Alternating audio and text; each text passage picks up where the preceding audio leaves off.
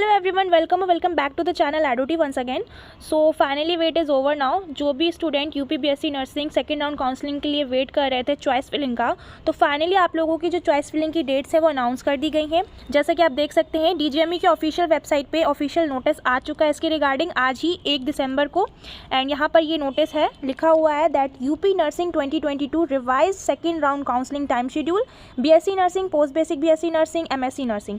Right, तो इस notice में क्या दिया गया है, क्या पॉइंट्स दिए गए हैं, चलिए देखते हैं। So as you can see, ये आप लोगों का न्यू रीशेड्यूल्ड नोटिस है। यहाँ पर आप लोगों को न्यू डेट्स दी गई हैं चॉइस फिलिंग के रिगार्डिंग, जैसा कि आप देख सकते हैं इस नोटिस में। तो आपका जो चॉइस फिलिंग की डेट्स हैं वो है आपकी 1 दिसंबर से लेके 5 दिसंबर तक, यानी आज 1 बजे से आप लोगों की चॉइस फिलिंग स्टार्ट हो गई है और ये चॉइस फिलिंग का प्रोसेस आप लोगों का 5 दिसंबर 2 बजे तक चलेगा। राइट, एंड जो आपका फाइनल रिजल्ट होगा वो अब आएगा आपका 7 दिसंबर को, दैट आपको कौन सा कॉलेज अलॉट हुआ है, कौन सा सीट अलॉट हुआ है किस कॉलेज में। एंड देन उसके बाद आप लोगों का जो एडमिशन लेने का डेट होगा या जो आप लोगों का अलॉटमेंट लेटर डाउनलोड करने की डेट्स होंगी वो आपकी होंगी 9 से लेके 13 दिसंबर तक। ऑलराइट, सो आई होप आप लोगों ने ये नोटिस रीड कर ही लिया होगा। बट अब चलते हैं, ये इंपॉर्टेंट पॉइंट्स जो इंस्ट्रक्शन यहाँ पे दिए गए हैं वो मेन चीज़ है, तो मैं यहाँ पर इनको डिस्कस कर लेती हूँ एक बार, जिसको भी क्लियर नहीं हो पा रहा है। तो यहाँ पर जो फर्स्ट आपका पॉइंट है, सभी अभ्यर्थी अपनी अर्हता स्वयं जाँच लें, मतलब जो भी एलिजिबल है सेकेंड राउंड के लिए तो वो अपना खुद देख ले, ऐसा इन्होंने बोला है। और सेकेंड राउंड की एलिजिबिलिटी क्राइटेरिया क्या है उसके रिगार्डिंग नोटिस में पहले पॉइंट आया था दैट जो भी मतलब ओबीसी और एससी एसटी कैटेगरी के स्टूडेंट हैं उनका 60+ मार्क्स है तो वो लोग पार्टिसिपेट कर सकते हैं। एंड जनरल और ईडब्ल्यूएस वालों के लिए ये था कि 80+ मार्क्स अगर है तो वो भी पार्टिसिपेट कर सकते हैं। राइट, तो ये एलिजिबिलिटी आप लोगों को खुद से देखनी है कि आपका कितना मार्क्स आ रहा है। देन इसके बाद सेकंड पॉइंट है, ऐसे अभ्यर्थी जिन्हें प्रथम चक्रीय काउंसलिंग के द्वारा सीट आवंटित हुई थी एवं उन्होंने आवंटित कॉलेज में प्रवेश प्रक्रिया पूर्ण कर ली है, अपग्रेडेशन चॉइस फिलिंग हेतु अर्ह होंगे। मतलब जिन्होंने फर्स्ट राउंड काउंसलिंग में पार्टिसिपेट किया था और उन्हें कोई ना कोई कॉलेज अलॉट हुआ था और उन्होंने वो कॉलेज लिया हुआ है तो वो लोग वापस से अपना अपग्रेडेशन का प्रोसेस कर सकते हैं, फिर से चॉइस फिलिंग कर सकते हैं जो अभी लिंक एक्टिव हुई है। ठीक है, फिर ये डिसेबल कैंडिडेट्स के लिए है कि उनका जो भी सर्टिफिकेट होगा वो आपका मेडिकल बोर्ड के थ्रू इशू होना चाहिए, वही आपका मान्य होगा। इसके बाद यहाँ पे है आरक्षण से संबंधित प्रमाण पत्र उत्तर प्रदेश सरकार द्वारा जारी प्रारूप पर भी मान्य होंगे। उत्तर प्रदेश राज्य के बाहर से आरक्षित वर्ग के अभ्यर्थी अनारक्षित श्रेणी के अभ्यर्थी माने जाएंगे तथा निजी क्षेत्र हेतु ही अर्ह होंगे। ये वही है कि जो आउट ऑफ यूपी के स्टूडेंट है तो वो सिर्फ प्राइवेट कॉलेजेस के लिए ही एलिजिबल होंगे, गवर्नमेंट के लिए एलिजिबल नहीं होंगे। राइट, नेक्स्ट पॉइंट यही है कि आप लोगों को जो भी अपडेट होती हैं तो इनकी जो वेबसाइट पे आप लोग रेगुलर विजिट करते रहिए। देन नेक्स्ट पॉइंट है, सक्षम अधिकारी द्वारा निर्धारित प्रारूप पर निर्गत एनसीसी का सी प्रमाण पत्र केवल AB ग्रेड ही मान्य होगा। एनसीसी मतलब वही नेशनल कैडेट कॉर्प्स के जो भी स्टूडेंट जो उसमें आते हैं उस कैटेगरी में, तो उनके लिए है ये पॉइंट कि उनका जो भी सर्टिफिकेट है वो AB ग्रेड वाला ही सिर्फ एलिजिबल माना जाएगा। राइट, देन फिर यहाँ पे लिखा है नीट यूजी 2022 हेतु जारी शासनादेश के अनुसार ही BSc nursing, post basic BSc nursing, MSc nursing पाठ्यक्रम की काउंसलिंग संपन्न कराई जाएगी। यहाँ पे आई थिंक ये मिसप्रिंटेड है, ये नीट यूजी 2020 के थ्रू नहीं होना चाहिए, ये डीजीएमई की जो भी गाइडलाइंस है उनके थ्रू ही यहाँ पर आप लोगों का काउंसलिंग का प्रोसीजर होगा।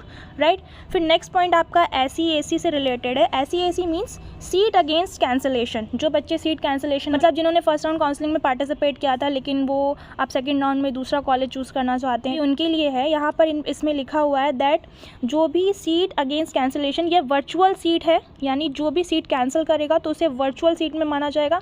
मान लीजिए आपने फर्स्ट राउंड काउंसलिंग में पार्टिसिपेट किया और आपको मान लीजिए आपको मिला सैफई कॉलेज। राइट, तो जिस बच्चे को सैफई का एक सीट अलॉट हुआ बट मान लीजिए आपको सैफई कॉलेज नहीं लेना और आप सेकेंड राउंड में पार्टिसिपेट करो तो वो आपकी जो सीट है वो वर्चुअल सीट मानी जाएगी, उसको हम बोलेंगे वर्चुअल सीट। एंड आगे इस पॉइंट का मतलब यही है, आप लोग रीड कर लीजिएगा, मैं बता देती हूँ। इसमें यही बोल रहे हैं कि जो बच्चे भी फर्स्ट राउंड में पार्टिसिपेट किए थे तो उनकी जो सीट है उसे वर्चुअल सीट माना जाएगा और जब सेकेंड राउंड में जब आप अभी चॉइस फिलिंग करेंगे तो वो सीट भी वहाँ पे अवेलेबल होगी। मान लीजिए आपको फिर से वही सीट मिल जाती है तो आप लोग उसमें एडमिशन लेंगे और इन केस अगर आपको दूसरी सीट मिलती है, दूसरा कॉलेज मिलता है तो आपकी जो सीट है वो वर्चुअल सीट काउंट होगी। तो जो दूसरा स्टूडेंट पार्टिसिपेट कर रहा है तो हो सकता है उसे वो सीट दे दी जाए और उसे वहाँ पे एडमिशन मिल जाए। राइट, तो इस पॉइंट का मतलब यही है, यही इसी चीज़ों को यहाँ पर इंग्लिश में लिखा हुआ है, actual vacancies and virtual vacancies, तो आप लोग ये भी रीड कर लीजिएगा। फिर यहाँ पे एक पॉइंट लिखा है चॉइस लॉकिंग और लॉगिन पासवर्ड एक ही है, अतः चॉइस लॉकिंग लॉकिंग के लिए वही पासवर्ड यूज़ करें जो लॉगिन करते समय किया गया था, राइट। तो आप लोग जब अपना चॉइस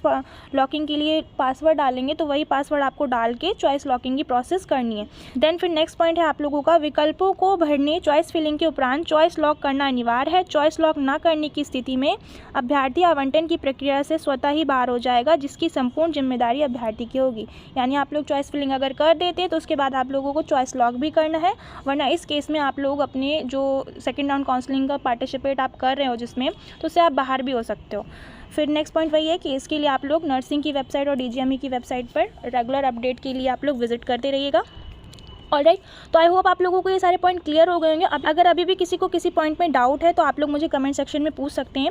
एंड नाउ अब चलते हैं हम लोग नर्सिंग की ऑफिशियल वेबसाइट पर एंड देखते हैं चॉइस लॉकिंग का और चॉइस फिलिंग का क्या प्रोसीजर है, ठीक है। सो जब आप लोग ये नर्सिंग के ऑफिशियल वेबसाइट पे जाएंगे, so as you can see जो आप लोगों का चॉइस फिलिंग की लिंक है वो एक्टिव हो चुकी है। आप देख सकते हैं ये लिंक अभी सक्सेसफुली ओपन हो पा रही है। एंड यहाँ पर आपको अपना जो भी सेलेक्ट कोर्स करना है, that is BSc nursing counselling, and अपना roll number, password, captcha fill करके आप लोगों को पहले लॉगिन कर लेना है। So as you can see जब आप लोग अपनी डिटेल्स फिल करके लॉगिन करोगे तो यहाँ पर आप लोगों को ये ऑप्शंस दिखने लगेंगे चॉइस फिलिंग से रिलेटेड, जो कि है आपके choice available, choice submission, choice deletion, view submitted choice, choice interchange and lock choices, right. तो सबसे पहले क्या चॉइसेस अवेलेबल हैं, कौन से कॉलेजेस अवेलेबल हैं आपके लिए, पहले आपको वो चेक करना है। तो उसके लिए हम लोग पहले सबसे जाएंगे चॉइस फिलिंग वाले ऑप्शन पे। ओके, तो यहाँ पे आप लोगों को सारी चीज़ें दिख जाएंगी दैट किस कॉलेज में कौन सी कैटेगरी में कितनी सीट्स अवेलेबल है। तो यही आप लोगों का सीट डिटेल्स भी है। फॉर एग्जांपल अगर हम KGMU का यहाँ पर देखें तो आप देख सकते हो KGMU में आप लोग देख सकते हैं जो OBC कैटेगरी के लिए 1 सीट अवेलेबल है, अनरिजर्व कैटेगरी के लिए भी 1 सीट अवेलेबल है, एंड SC/SC कैटेगरी के लिए 26/38/6 का है।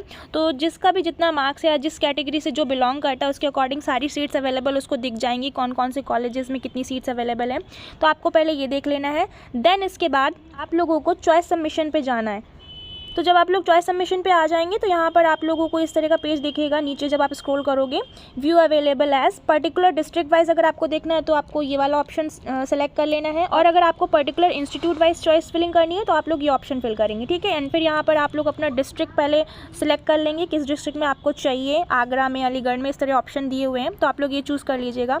एंड फिर यहाँ पर एक रेड कलर से नोट आ रहा है, राइट। यहाँ पर लिखा हुआ है सेव एंड कंटिन्यू और save and go to home.